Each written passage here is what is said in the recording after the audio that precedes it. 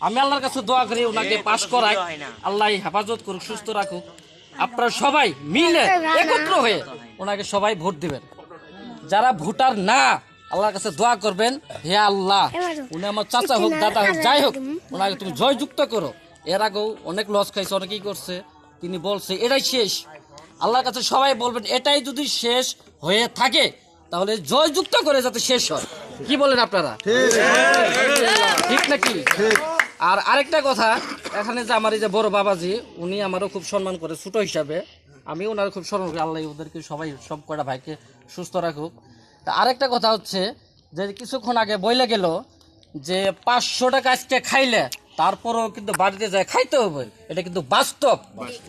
আপনি 500 টাকা চাইলেন, আমি 500 টাকা দিতে পারলাম না, আরেকজনের গোয়ায় যা আঙ্গুল দিবেন যে উমুকের কাছে 500 টাকা দিয়েছে, কেউ ভোট দিতে যায়ও না, এটা কিন্তু ঠিক না।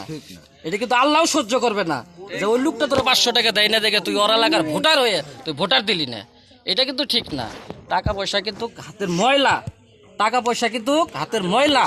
যে জুতা সেলাই করে মুচি সর্বনিম্ন যে ওনার কাছেও কিন্তু টাকা থাকে। তো আপনারা যদি টাকার বিনিময়ে যদি ভোট দিতে চান তাহলে কিন্তু আপনারা ওই কাতারে পড়বেন।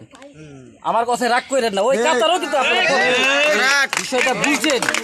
যাই হোক, আমি আর কিছু বলতে চাই না, আমি ছোট মানুষ, আমি অন্য ইউনিয়নের লোক। এবার আমি তো ভোট দিতে পারবো না, আমি একটু দোয়া করে দিতে পারবো, এটাই। আল্লাহ তাআলা ওনাকে বেঁচে রাখুক, ভালো রাখুক, সুস্থ রাখুক। এই যে আমার দাদা মেয়ে আছে, উনিও কিন্তু আমার খুব প্রাণপ্রিয় দাদু, উনি আমার জন্য দোয়া করে, আমিও দোয়া করি। আল্লাহ ওনাকে বাঁচিয়ে রাখুক, হেফাজতে রাখুক। আসসালামু আলাইকুম। আমার কথা